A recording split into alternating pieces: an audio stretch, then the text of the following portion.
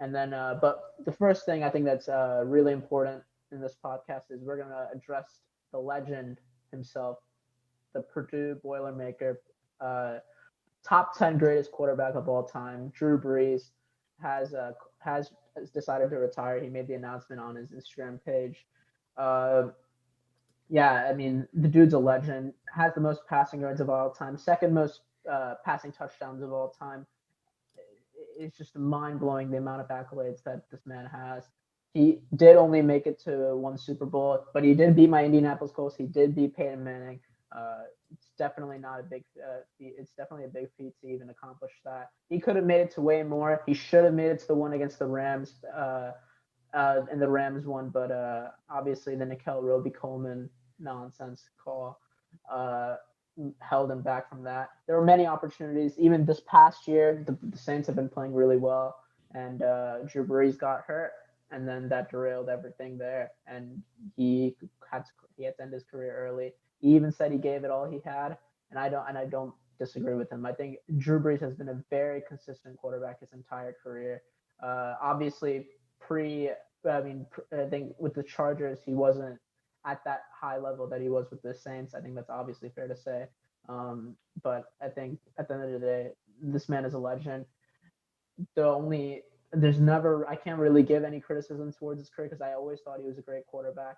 He was never I thought he never was the best quarterback in the NFL. I think you could probably agree with that, Reeve. He was never at the top tier, but And I it's think just like because of the era he was in. but I mean, Rodgers, it's so Manning, unfair because I think Brady. if he was in the '90s, I think he could easily compete with those guys, and he'd be a monster. I mean, it's unfair that he was with Rodgers, Manning, Brady, like you said. Big Ben was coming up big time. Guys, even like, and then now it's Russell Wilson, Patrick Mahomes, Aaron Rodgers, and it's just unfair. And Drew Brees has been consistently putting up insane numbers. He has the most 5,000 yard seasons. I mean, 5,000 yard seasons, Arif. No one gets them other than Drew Brees. Tom And Brady. Jameis Winston. I mean, even yeah, and Jameis Winston. Tom Brady, even this season with all the weapons he had, still couldn't get it because it's really difficult to get. And Drew Brees has been managing to get that done many times throughout his career, and he's been getting multiple 4,000 yard seasons, and that's why he has a very big gap in this yards in his career. I think I think the only holdback for him not even to be higher on the list is I think if he accomplished more in the playoffs in the postseason, but I think some of that is not really his fault. I think sometimes he got bailed out, sometimes he got screwed, but I mean at the end of the day, he should definitely not be disappointed with how his career ended. And yeah, he can be saying Tom Brady was drafted in 2000. I was drafted in 2005.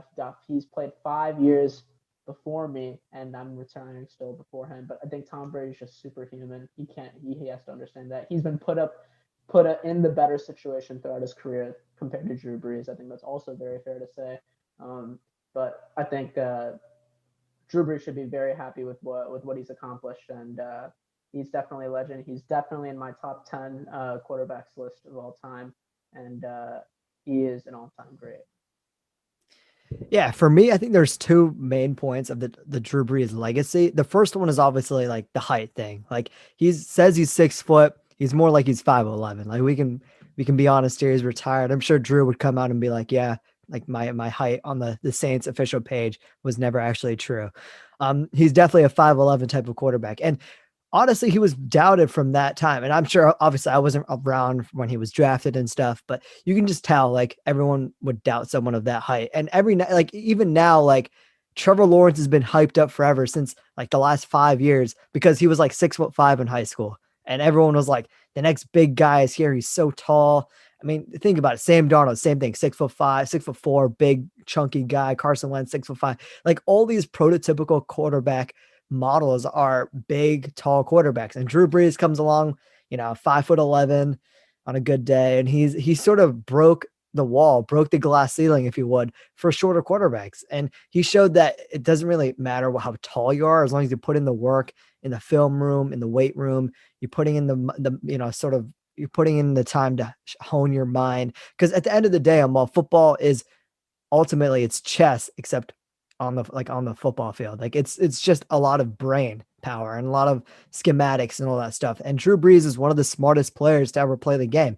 And that's how he succeeded, even though he wasn't the tallest guy. And because of Drew Brees, I think he ushered in an era where quarterbacks aren't looked at so much by their physical measurables. They're looked at, and obviously you got to have some weight to you. You can't like be like a 160-pound quarterback. You're gonna die in the league. But when it comes to height, at least I think he opened the doors for someone like a Russell Wilson, like a Kyler Murray, even a Baker Mayfield, who's a little bit taller than 6 feet. But he was also doubted because he was one of the smaller quarterbacks back in that 2018 draft class.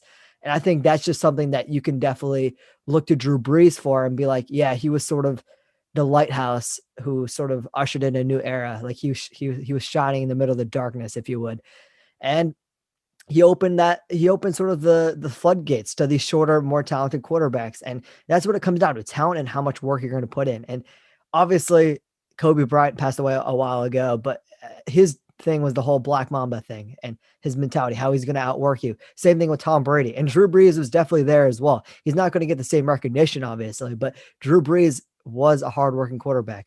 And I think he's going to sort of help these other quarterbacks who might be shorter. And he might be like, you know what, just work on yourself, work on what you can control. Because at the end of the day, if you work on what you can control, you'll be great in whatever field you choose to do, whether it be football or, I don't know, computer science or whatever it might be. And the second thing of his legacy, I think, was obviously he came to New Orleans in a tough time, right after Hurricane Katrina and all that stuff happened.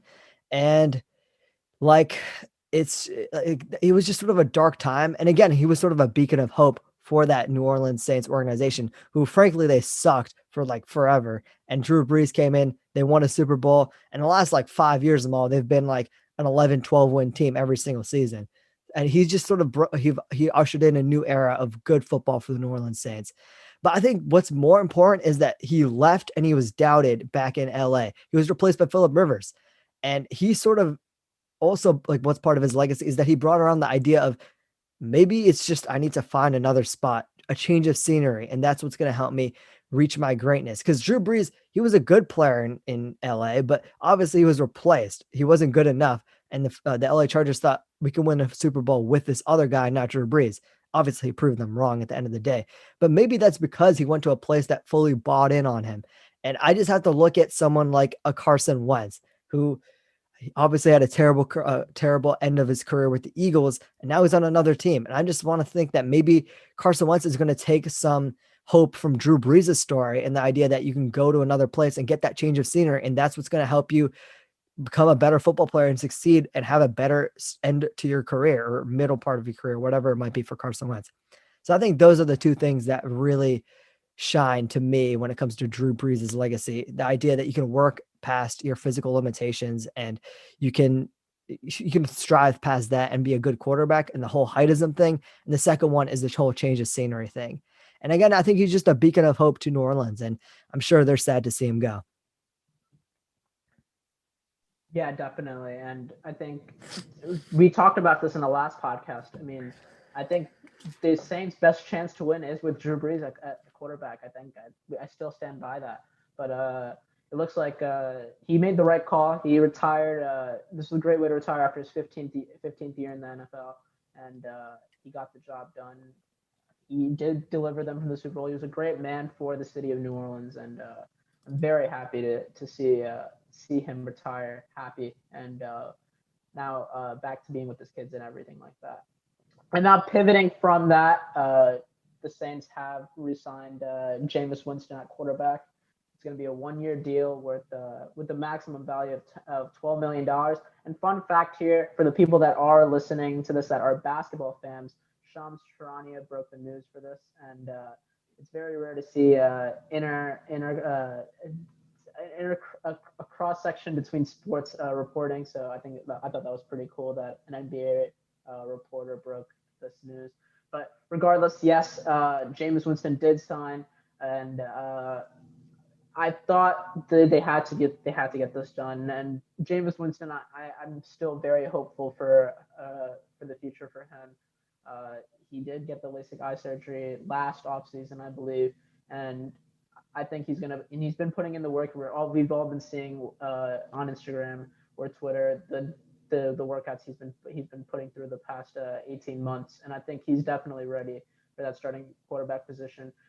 Yes, he will be battling the job with Taysom Hill, but I think Taysom Hill is not really a quarterback. I don't know if you saw the tier list, but Taysom Hill is not a quarterback. He was the last quarterback we evaluated because he's not a quarterback. Taysom Hill can keep his role as what he's doing. We can his position's NA, so he can stay there. He can be a flex position if you want to call him that as well. But he's definitely not a quarterback, and I expect Jameis Winston to win the job. Sean Payton should give him the job, honestly, already, considering he's paying him $12 million outright for the year. Uh, I think that just makes already that too much sense, and that's got to be the move for me when it comes to New Orleans. New Orleans, did they make any other moves? I don't think they made any other major moves. They They did used sign Taysom Hill to a 4-year, $140 million contract, but yes, I looked but into that. all 4 years of I told my friends this when I saw that number 4 years 440 million. I swear I almost had a heart attack. Uh, but luckily it said all years will be voided, so he's probably gonna end up making like Yeah, what 7-8 million he's a making the year. same amount of money, I think, but it's just a fancy, I guess, cheating the Yeah, books, if you will, I to mean, save some cap I space read for it. this year. I read on a website. I think they called it as monopoly money. Uh, this $140 million. I think if he's probably his total time with the Saints, he would be lucky to even be earning the APY of that 4 year $140 million. Yeah, It's a crazy number, but I mean, they have to do that for relieving reasons. Yeah, the Saints, the Marcus Williams received the tag. We already talked about that, I believe, in the last podcast. But yeah, the Saints, that's all the major news, really. Like I said before, Jameis and Taysom Hill are going to compete for the job. And we both fully expect Jameis Winston to win. And we expect a competitive New Orleans Saints team this upcoming season, and give at least the Tampa Bay Buccaneers a run for their money, and try to defend the NFC South title.